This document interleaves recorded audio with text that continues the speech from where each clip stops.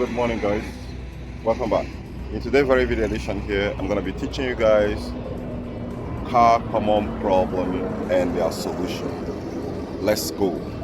We're going to be starting this very episode from the inside, so we walk our way from inside to outside.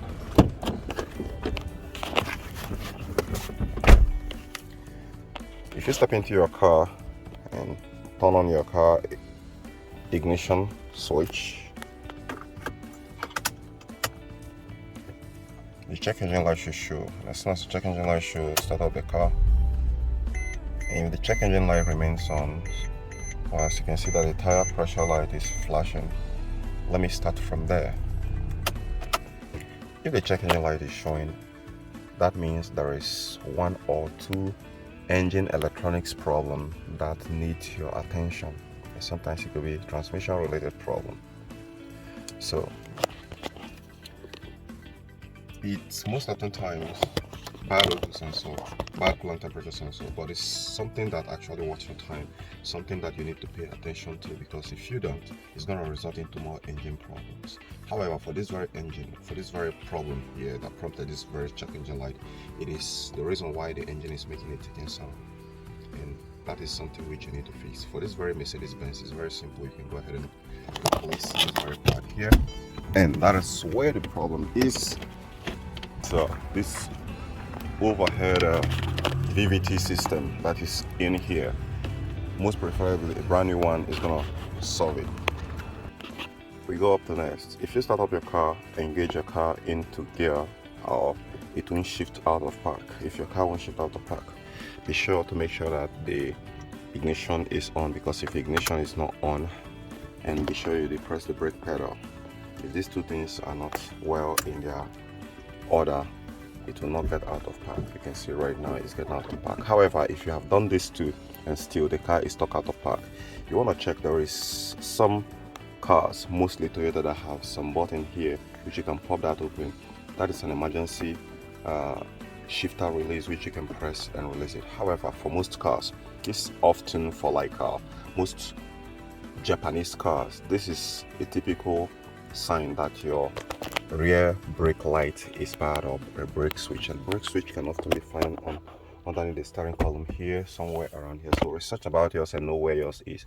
So as common as the tail light failing can actually make the transmission shifter to get stuck in a park without going into drive. Now let's go further with this before we exit this side. If you engage the car into drive, when you're about to drive and the car hiccups, and you take it to reverse and it hiccups, there are common cause, which is low transmission fluid, as much as bad shift solenoid. However, before you start going into tearing your complete transmission system apart, try to make sure that the transmission level is set up to the right specs. You top it off with transmission fluid and we try again, and most of the times it fixes those problems. Now, let me start up the car. If your car will not crank or start, a common problem which you will know that which is the battery. If the battery is down, you will crank the car and the car will not start. If the starter motor relay is bad, the car will not crank or start. If the starter fuse is bad, you will crank the car and it will not crank or start. So you want to find out these three things. Are you having a full battery power? Is the ignition light showing on? If the ignition light is not showing on, then it means maybe the battery terminal is not even there in the first place. So you want to go ahead and check it and make sure that you have up to 12 volts power on the battery, because it's the battery that actually helps to crank up the car. That's not the power that you use to start up the car. Or you check the relays. The relays most often times are often found within the engine base, which I'm going to this one right here. For this very gel, you pop it up from here. This fuse box here, this is where the relays are, and the fuse box. So check for your car make and model where the relay and the fuse for the starter motor is. Then if you have checked the fuse and the starter motor and they are in a very good condition, that's typically meaning that your starter motor is bad and you need to replace it. And we're seeing a common sign there, which is a tire pressure. Most oftentimes either the sensor, the tire meter pressure that is inside your tire is bad, or the tire is underinflated or overinflated. So you want to scan it and see which of them that's actually responsible for this very car here. Let's go and look at it and see if we're gonna find the reason why. Oh, the button is not okay. The button is responding now. No. Okay, I don't seem to find it, but it often shows as soon as you start driving, and it will tell you if for Mercedes is going to show you the size, the pressures, amount of pressure per inch that is in each tire. So if it is low, you're gonna see it in red. Depends on the car make. I don't know much, pretty much for some other cars which will not display it like that of Mercedes. So you want to check it and address it accordingly. The pressure size, the pressure is often indicated right here for different tires, so you want to follow that sticker there and get yours gauge to the normal level it's supposed to be. The next other problem, which is very common, you're gonna come across, is that the car cranks and start. What we mean crank but doesn't start. Cranks means the engine spins when you try to kick the engine, but the car doesn't start. In that regard, there are a lot of factors that can actually cause it. However, the first place you should start checking is the fuse. Check if your car have a sufficient gasoline inside the tank, and check if suppose the fuel pump relays is in good condition. Is the fuel pump getting power? These factors which I named can actually be one of the common reason why your car doesn't start. So check it and make sure that they are all in very good specs, they are up to the specs. Let's also look at this other side here where your radio doesn't power on. When you press this button, the radio should come on, but if it doesn't come on, there is for different models, this one could be different. You need to flip the back of this very radio. There is a fuse at the back. Make sure that fuse most often times is 10 amps. If that very 10 amp fuse is blown, when you power it on, the radio is not going, the car stereo will not work.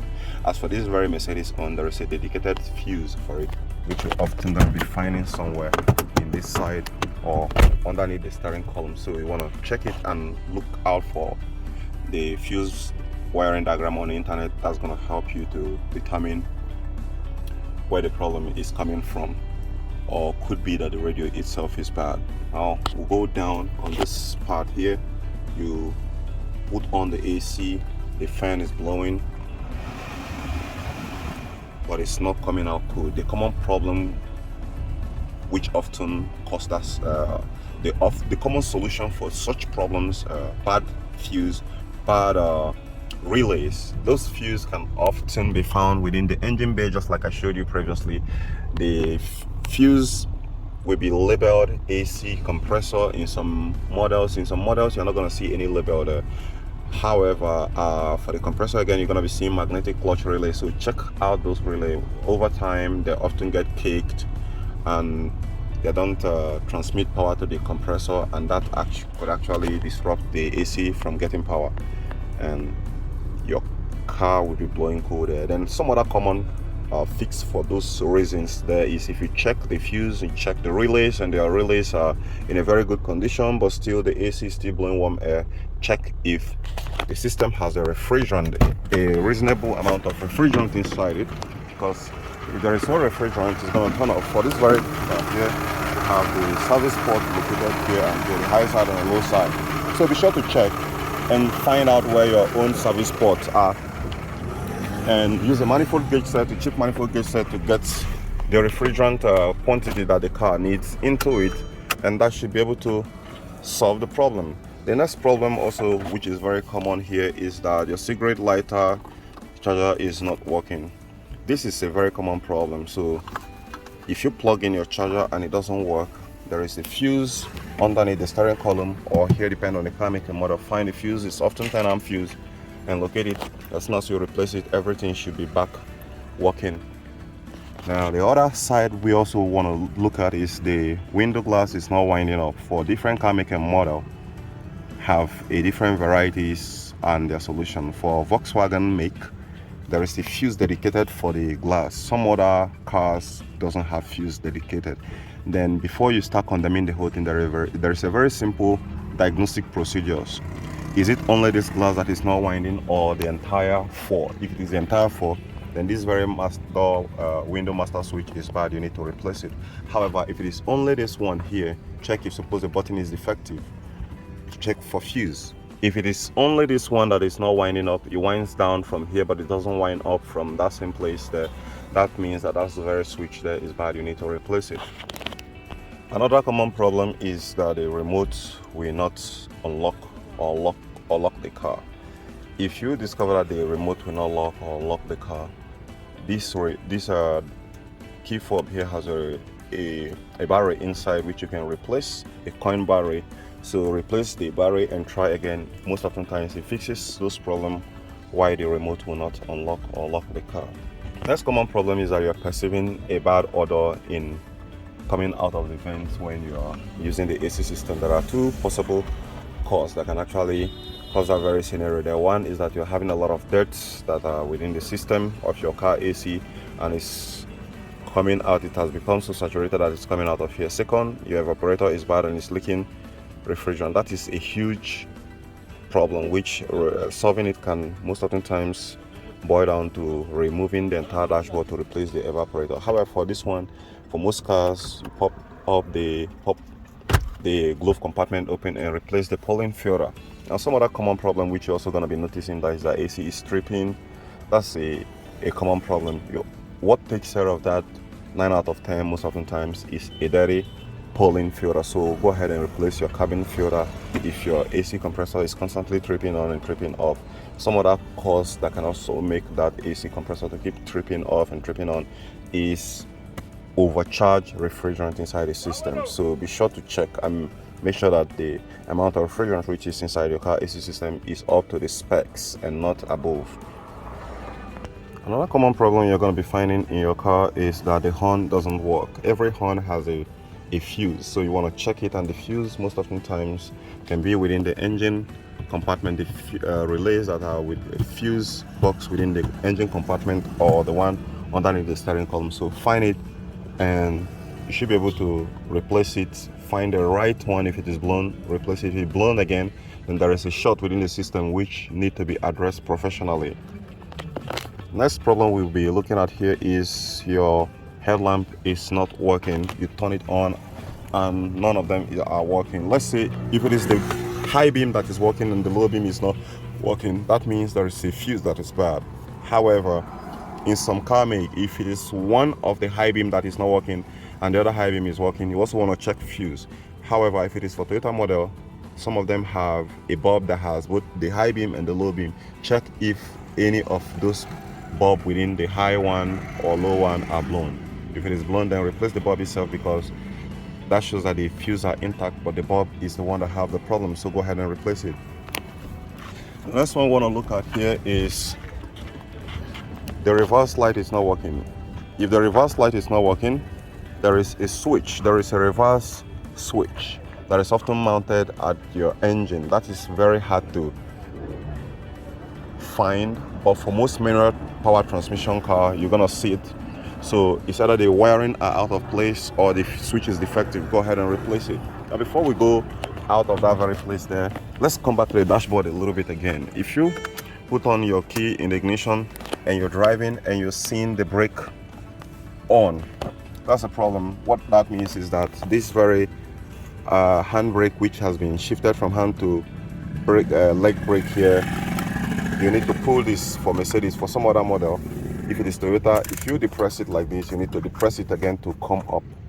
But in Mercedes, you just need to pull this and that takes care of the brake light, which is showing right there. Now if you're seeing an ABS light, that indicates that one of the sensors in the four wheels could be bad. It could be the sensor, but try to check all the four wheels and make sure the wiring harness are not damaged. Most often times when mechanic work on any of the tires or wheels, they often forgot to plug in back the wiring harness. So you want to find which of them. OBD scan tool can actually help you to do this better by scanning the system, and it will pinpoint exactly which of them that is having that very problem. So replace it and that very error should go away. However, if you are having the temperature sign there going above here, that means your car is overheating. The common problem is that you are low on coolant fluid, so you want to make sure that you top it off as soon as possible. Park the car in a suitable position, then top off the coolant. However, before topping it off, allow the car to cool to some certain degree, because there is pressure within the system that can actually cause a severe burn damage to you. So I'm talking about this guy right here. It's highly pressurized when the engine is hot, so allow the engine to cool down a little bit before opening it. So a lot of time when your car is overheating, there is air trap that is inside, or the radiator fan is not working. And if you're talking about air trap, that also brings us to a defective radiator. It could be having a leak, or any of these circuitries of the coolant is leaking coolant, which is actually contributing to having air trapped inside the system, which is causing overheating. So you want to bleed out the system. For most other cars, you will need to bleed them manually. For some other engines, they are self-bleed. They have a self-bleeding capability, like Mercedes, Volkswagen, and Honda, Toyota. So you want to take care of that and make sure that the fan is working. The easiest way to know if suppose your fan is working as it should is because most often times, in as much as your car automotive system wirings are intact, the fan will not pick up until the engine attain operating temperature that is above the operating temperature, which is around 95 degrees Celsius. If it pulls if it goes out of that range, which you can actually find within the instrument cluster here, the manufacturers have designed it to be that way. You can see it here, so it's slightly right there. So in some cars they made it to be within the middle, so if it goes above the middle, that means there is something wrong. Your car is about to start overheating, so you want to pull over. However, if it goes to the red side, that is a dangerous part that can actually destroy most car engines. The next common problem which we want to look at is the red light, which you can see there, which is showing that the airbag is showing. So in that regard, what you want to do, if the airbag light is showing, that's something which most often times one or two airbag could be bad, or the wirings are not socket, or it has a loose connection. Any of them can actually make the airbag light to pop up, which helps to protect the passenger on board or the driver in event of an accident. So that needs more technical to diagnose and fix. The next common problem which you're going to be coming across is your check engine light is blinking. You often find this in Honda, Toyota, and all that. So if you find that your check engine light is blinking while you're driving, pull over and allow the car to cool down. What that means is that one of the ignition coil is bad, and that is how the manufacturer engineered it, so that you can sometimes help yourself to know what the problem is, and you can pretty much swap another ignition coil into it by checking the cylinders yourself. It's gonna be more pretty easy if your car is 4 cylinders and not V6, because most V6 you need a lot of tools to actually get your hands on replacing the ignition coil. For most other European models, when you see this very light here flashing, the coolant light flashing, it could mean, and the reading here hasn't gone up, it means that you are low on coolant. You need to top it off. I hope that is clearly. If your dome light is not working when you put it on, most often times it's the bulb, but before replacing the bulb, you want to check the fuse. The fuse is often located here or underneath the steering column, depending on the car make and model, but most often times it's actually fuse. So go ahead and check it out. If it's a blown fuse, so go ahead and replace it, and you're on your way getting your dome light to start working. Another thing also we need to consider is the cruise control. Let's say the cruise control is not working. Most often times, if it is not working, you're going to be seeing an ABS light showing. If the ABS light is showing, it means one of the wheel sensor is bad, because the ABS uses the wheel sensor to determine the speed of the car to be able to cruise the car automatically by itself. Some other common problem you want to check is the wiper is not working. The wiper, if the wiper is not working, it's either is having a blown fuse or the wiring is not well socket. That is something which you need to give to a qualified technician to do, because it's above the scope of this very video. right here. Next is wiper washer fluid, which you can control from here depending on the car make and model. If the wiper fluid is not spraying there, you want to head into the engine bay and look for signs like this. This very sign here, this is where you pour the wiper washer fluid. So if it is not there, if you press it, it's not going to actually open. It's not going to spray water right on the screen there so that you can clean your windshield off. So top it off with water and it should be good to go. Next, which I want to show you here is, should you start seeing the brake light on and exclamation mark, what that often means in most cases is that either you have the brake on and driving with it, or that you have a low brake fluid level. This is the brake fluid for your car, the brake fluid reservoir. So if you look at it critically, there is maximum and there is minimum. So do not allow it to go below this. What happens if you allow it to go below this minimum? There's gonna be air going inside here, which is gonna make the brake to become spongy and defective, inefficient. So you want to top it off, and when you top it off, this very sensor here is what reports to you on the instrument cluster that you're having low brake fluid, and it's being displayed in the way I just showed you now. Now another common problem which you're going to be experiencing is that you're hearing a screeching noise when you're driving. That technically shows you that you have a brake pad that needs a replacement. If you don't replace it on time, you're going to damage the brake rotor, which is very much more expensive compared to the brake pad. So you can watch video on how to replace a brake pad for your model, and that should be able to solve that very screeching noise. Now, however, if you're hearing a squealing noise, most oftentimes it's actually a sign that you have a bad brake rotor or a bad brake pad. But you want to start with a bad brake pad, and if you don't have enough money to replace the brake rotor, you want to go ahead and give it to the machine shop to resurface it to become smoother, and that should be able to solve the problem. Another problem also, which is very common in most cars, is that you're driving and the wheel is vibrating. If the wheel is vibrating, that's a sign that the car needs wheel balance. You need to take it to a loop shop where they do wheel balance to be able to balance the wheel, and after balancing the four wheels, the car should be able to, the wheel should be able to be stable when you are driving. It shouldn't be vibrating. Another common problem also which you're going to be experiencing is that when you leave the tire when you're driving on the way, it pulls to one side. The common problems that actually cause your steering wheel to pull to one side or car pulling to one side, when you leave it, it should be like this. It should be straight. It shouldn't be tilting one side. If it's tilting one side, that's a sign that you're having a misalignment in the wheels. However, if you're tilting one side on the other side again, it could mean that you have one of the tire is low on air, which you need to top it up. Right? You can often hit it like this to avoid running flat tires accidentally when you're driving on the way. So you want to check and let them also align the wheel properly. Some other common problem which also going to be coming across is that the tire is wearing out unevenly. If it is wearing from here or there and not wearing evenly or wearing unevenly, that means that your car need a wheel alignment to correct that, else it's going to damage your tire very fast.